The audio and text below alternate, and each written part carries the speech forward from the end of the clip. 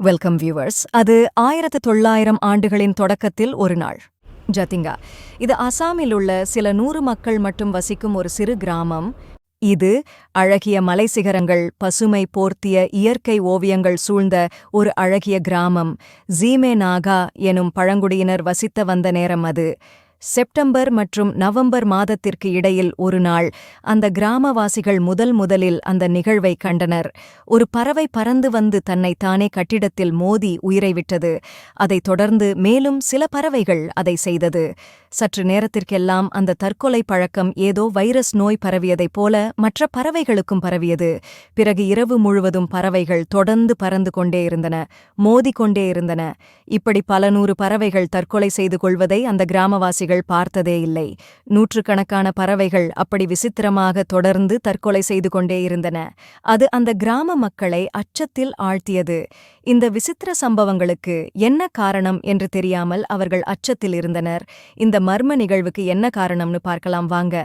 நான் உங்கள் லிசா. நீங்கள் பார்த்து கொண்டிருப்பது கால சக்கரம் வழங்கும் மர்மங்கள் முடிவதில்லை பாகம் 6. வாங்க வீடியோக்குள்ள போலாம்.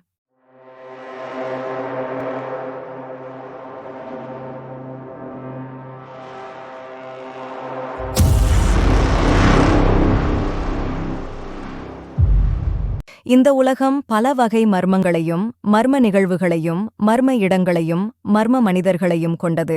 சில நிகழ்வுகளுக்கு என்ன காரணம் என்று தெரியாமல் நவீன அறிவியலாளர்கள் குழம்பி நின்ற தருணமும் உண்டு. அப்படிப்பட்ட ஒரு அசாதாரணமான நிகழ்வுதான் அங்கே தொடர்ந்து நடந்து கொண்டிருந்தது. காலசக்கரத்தை சற்று பின்னோக்கி நகர்த்தி நாம் இப்பொழுது 1900 வருடத்தின் தொடக்கத்துக்கு போகலாம் வாங்க. அழகான மலைகளும் மரங்களும் நிரம்பி மனதுக்கு மிக ரம்மியமாக காட்சியளிக்கும் அந்த அழகிய மலை கிராமத்தில் இப்படிப்பட்ட ஒரு அமானுஷ்ய நிகழ்வு அந்த கிராம மக்களை அச்சத்தில் ஆழ்த்தியது. இது அந்த கடவுளின் சாபம்தான் என்று அந்த கிராமவாசிகள் பேசிக்கொண்டனர். காரணம் புரியாமல் அதைப் பற்றியே ஆச்சரியமாக பேசிக்கொண்டே இருந்தனர். அடுத்த வருடமும் அதே மாதம் அவர்களுக்கு மறுபடியும் காத்திருந்தது ஆச்சரியம். கடந்த ஆண்டு நடந்தது போலவே இந்த ஆண்டும் கிட்டத்தட்ட அதே காலகட்டத்தில் மீண்டும் கும்பலாக வந்து பறவைகள் தங்களை மாய்த்து கொண்டன. இந்த சம்பவத்தால் அந்த கிராம மக்கள் மேலும் அச்சத்தில் உறைந்தார்கள். செய்வது அறியது திகைத்து நின்றனர். அடுத்து வந்த ஆண்டுகளிலும் இதே சம்பவம் தொடர்ந்து கொண்டேதான் இருந்தது. இது கடவுளின் சாபம் என நினைத்து பயந்து போன அந்த கிராம மக்கள் ஒன்று கூடி அந்த கிராமத்து நிர்வாகியிடம் முறையிட்டனர். இறுதியில் அவர்கள் எல்லாம் ஒன்று கூடி இதற்கு பரிகாரம் ஏதாவது செய்ய முடியுமா என ஆராய்ந்து அந்த கிராம கோயில் பூசாரி மூலமாக இதற்கான மாந்திரீகம், தாந்திரீகம் என பலதரப்பட்ட பூஜைகளை செய்து பார்த்தார்கள். இருந்தும் இந்த பறவைகள் தற்கொலை செய்வது எல்லா வருடங்களும் தொடர்ந்து கொண்டேதான் இருந்தது. இதை அவர்களால் தடுக்க முடியவில்லை. இது கடவுளின் சாபம், இந்த கிராமம் கடவுளால் சபிக்கப்பட்ட கிராமம் என பக்கத்து கிராமங்களில் எல்லாம் பரவலாக பேசப்பட்டது. இதனால் ஜெட்டிங்கா கிராம மக்களின் வாழ்வாதாரம் கடுமையாக பாதிக்கப்பட்டது. வேறு வழியில்லாததால் தாங்கள் கடவுளின் சாபத்திற்கு ஆளாக விரும்பாத அந்த ஜட்டிங்கா கிராமவாசிகள் 1905 ஆண்டு தங்கள் நிலங்களையெல்லாம் புதியவர்களுக்கு விற்றுவிட்டு அச்சம் காரணமாக அந்த கிராமத்தை விட்டு இறுதியாக புலம்பெயர்ந்தனர்.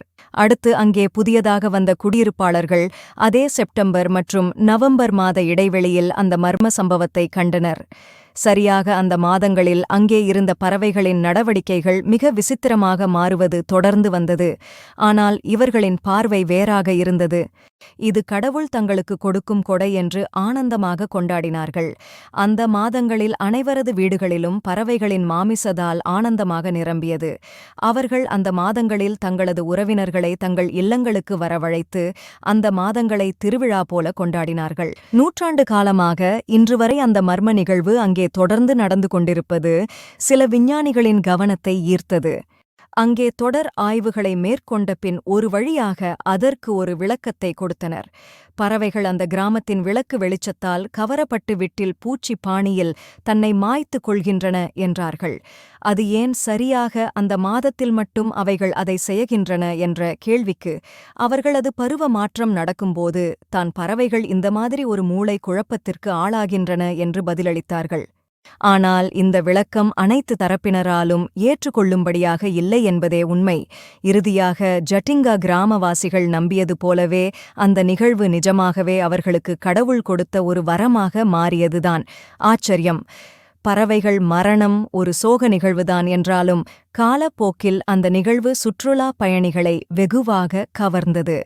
ஒவ்வொரு ஆண்டும் அந்த கிராமத்திற்கு செப்டம்பர் மற்றும் நவம்பர் மாதங்களில் கணிசமான அளவில் சுற்றுலா பயணிகளின் வரவு அங்கே அதிகமாயிற்று. அது அவர்களின் பண வரவிற்கு வழி செய்து அவர்களின் பொருளாதாரம் மேம்பட வழிவகை செய்தது. இன்றும் கூட ஜட்டிங்காவில் இந்த குறிப்பிட்ட மாதங்களில் அந்த நிகழ்வு தொடர்ந்து நடந்து கொண்டுதான் இருக்கின்றன, விடை தெரியாத மர்மங்களாய்.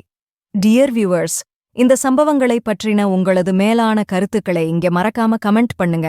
இந்த ஒரு பதிவு உங்களுக்கு பிடிச்சிருந்தா மறக்காம சப்ஸ்கிரைப் பண்ணி உங்களது ஆதரவை எங்களுக்கு கொடுங்கள். உங்கள் நண்பர்களுக்கும் ஷேர் பண்ணுங்க. இன்னும் இதுபோன்ற நிறைய மர்மமான பதிவுகள் உங்களுக்காக காத்து இருக்கின்றன. மீண்டும் இதுபோன்ற ஒரு சுவாரஸ்யமான காணொளியில் சந்திப்போம். அதுவரை உங்களிடமிருந்து விடை பெறுவது உங்கள் லிசா. பாய்.